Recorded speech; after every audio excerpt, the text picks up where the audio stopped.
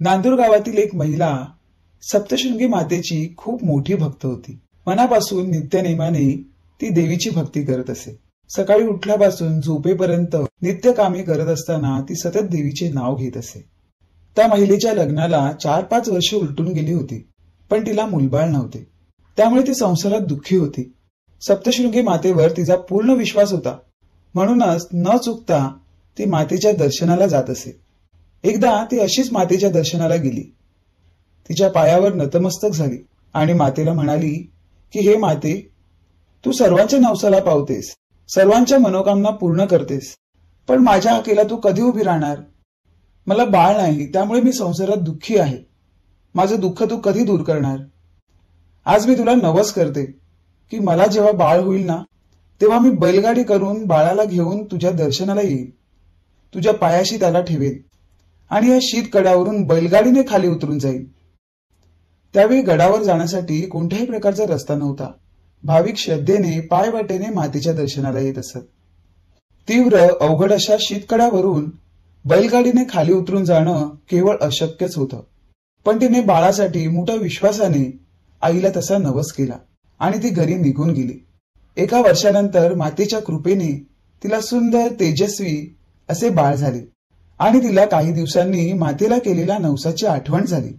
त्याप्रमाणे नवस फेडण्यासाठी तिने तिच्या पतीला बैलगाडी तयार करण्यास सांगितले। नवे उमद्या दमाचे खिलारी बैल गाडीला जुंपून गाडी तयार झाली। ती महिला, तिचा पती, 15 ते 20 दिवसाचं तिचं लहान बाळ आणि घरातला एक गडी असे हे सर्वजण बैलगाडीत बसून मातेचा नवस फेडायला निघाली। खिलारी बैलजोडी जुंपलेली ही बैलगाडी गडावर पोहोचली। सर्वांनी मातेचं दर्शन घेतलं। महिलेने बोलल्याप्रमाणे बाळाला मातेच्या चरणावर ठेवले। त्यानंतर परतीच्या प्रवासाला निघताना ती पतीला म्हणाली, मी सप्तशृंगी मातेला नवस बोलली होती की बाळासकट ह्या बैलगाडीने मी या कड्यावरून खाली उतरेन। तिचं हे बोलणं ऐकून पती घाबरला। संतापाने म्हणाला, ए बाई, तुझं डोकं तर ठिकाणावर आहे ना? या असल्या गोष्टींवर माझा अजिबात विश्वास नाही। तुला काय करायचं ते कर, मी माझा जीव धोक्यात घालणार नाही आणि या गाडीत बसणार नाही। पतीच्या या बोलण्यामुळे ती महिला अजिबात डगमगली नाही। तिची मातेवर अफाट श्रद्धा होती। तिचा विश्वास होता की जन्माला घालणारी पण ती आहे आणि जीव घेणारी पण ती आहे, मग कसली भीती? त्यामुळे न डगमगता ती बाळाला घेऊन गाडीत बसली। सोबत आणलेल्या गड्याला तिने सांगितले, तू बस गाडीत, काही काळजी करू नकोस, माता आपल्या पाठीशी आहे। त्या गड्यानेही महिलेच्या विश्वासावर विश्वास ठेवला। महिलेने डोळे बंद केले आणि मनात सप्तशृंगी मातेचा धावा करण्यास सुरुवात केली। गड्याला तिने सांगितले की घे देवीचे नाव आणि दे गाडी झोकून।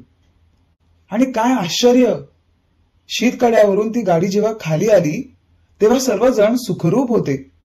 गाडीला आणि बैलांनाही काही झालं नाही। देवीचा हा चमत्कार पाहून शीतकड्याला तेव्हापासून सतीचा कडा असे नाव पडले। आजही या ठिकाणी पुरावा म्हणून गाडीच्या चाकांचे वण दिसतात। खरंच सप्तशृंगी मातेचा महिमा अगाध आहे, अपार आहे। तर मित्रमैत्रिणींनो, देवाला नवस करताना एक गोष्ट लक्षात ठेवा की तुम्हाला जे शक्य असेल तेच नवस बोला आणि जे बोलाल ते श्रद्धापूर्वक पूर्ण करा। तुमची श्रद्धा, भक्ती एकनिष्ठ असेल ना, तर कोणताही देव कोणत्याही रूपात तुमच्या हाकेला नक्की धावून येईल। मुळात आपला जर आपल्या भक्तीवर विश्वास असेल ना, तर आपण काहीही साध्य करू शकतो। तर मित्रमैत्रिणींनो, भक्तीमधली शक्ती दाखवून देणारी ही कथा तुम्हाला कशी वाटली ते कमेंट करून मला नक्की कळवा।